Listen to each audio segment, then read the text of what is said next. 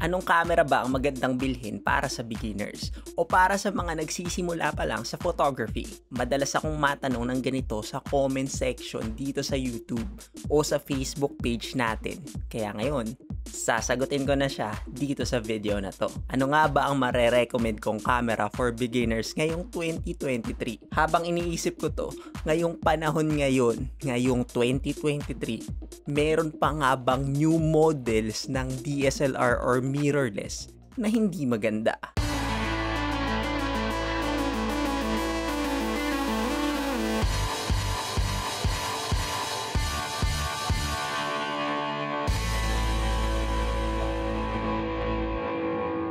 What is up guys? Hate here and welcome to another video. Kung isa ka sa mga nagtatanong kung ano ba ang magandang camera na bilhin ngayon, ang masasabi ko lang ay lahat ng camera models ngayon na bago ay sobrang capable at maganda na talaga. Again, yung new camera or latest camera model regardless of brands ngayon. Cameras that is released 2 to 3 years ago or much better, the camera models that is newly released this year. Sobrang capable na yan para sa photography. Pero ano ngang camera? Wala pa rin akong idea talaga. In choosing a camera, ang pinaka-advice ko is to start with your budget. Kung sky's the limit ng budget mo, go for the high-end or flagship models of any brands. Merong 4 na major brands dito sa Philippine market: Canon, Nikon, Sony, and Fujifilm. Sige, isama na rin natin yung Pentax or Lumix. Ang personal take ko in summary ng mga advantages ng each camera brands ay pag Canon, pinaka-robust siya or matibay na camera build. Pag Nikon, mabilis yung photo focusing niya.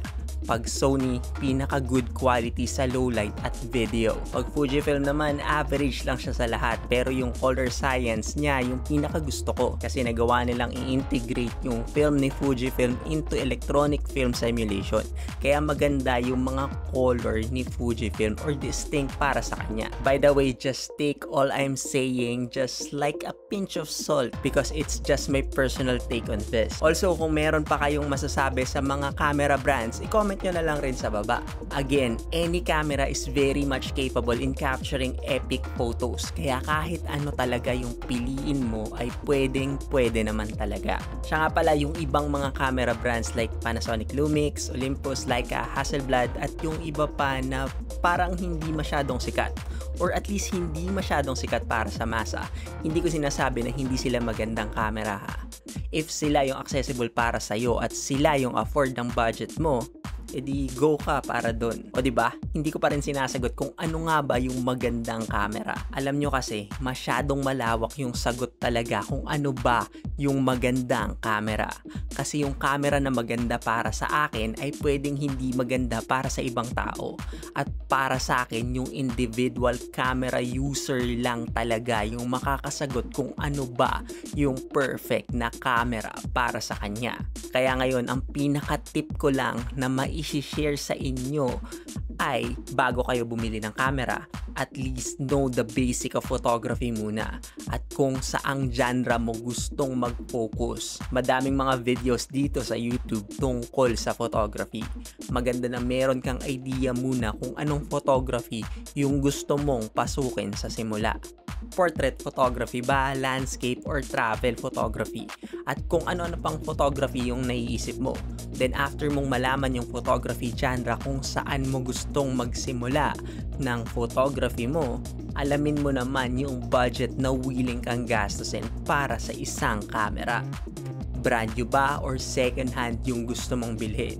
Then mula dyan makikita mo yung camera na available para sa'yo. Siyempre, kung yung camera hindi pasok dun sa budget mo, useless din na ipasok yon sa mga choices mo. Ngayon, kung alam mo na yung specific camera, dyan ka magkumpara ng mga specs nila. Since may alam ka na ng konti sa basic photography, maiintindihan mo na kahit papano yung specs like megapixel, maximum ISO, lens na kasama ng camera, aperture ng lens at kung ano-ano pa.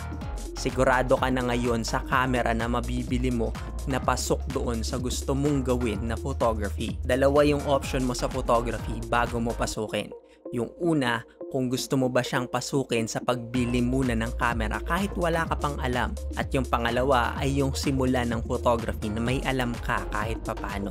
Kahit basic lang, kung sa pagbili mo ng camera talaga gustong simulan yung pagpasok mo sa photography, dapat madami kang budget at hindi issue sa'yo ang pera. Ang best suggestion ko ay bilhin mo yung camera with lens na nasa price range ng 150 to 200,000 pesos. With that kind of budget para sa isang camera, lalo na kung sa photography mo lang siya gagamitin, you cannot go wrong kahit ano pang camera yung mabili mo. And I'm very confident sa pag-recommend yan sa'yo na maganda yan. Syempre, ang laki ng budget. Pero kung medyo meron kang budget lang na sinusunod or gustong gastusin at wala ka pa doon sa all-in attitude sa pagpasok sa photography, ang best approach ay yung pasukin siya na meron ka na kahit papanong alam sa basic. Kahit simulan mo sa smartphone lang muna, pwede ka nang matuto dyan. Your photography journey can start regardless kung may camera ka man o wala.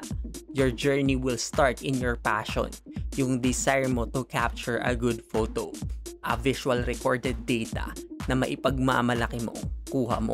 Masaya ang photography lalo na pag nakakapag-produce ka na ng epic photos, memorable photos at mga creative photos ng sarili mong artistic style. So ano, nakikita mo na ba yung camera na para sa'yo? Comment mo naman sa baba.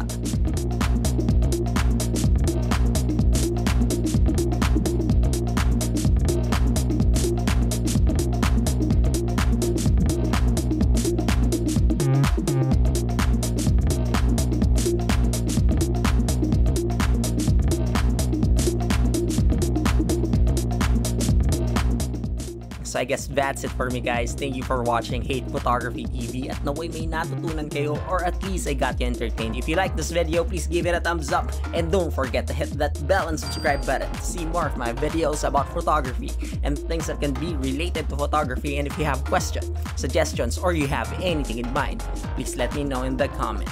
Once again, my name is Hate and I will see you in the next video. Mabuhay!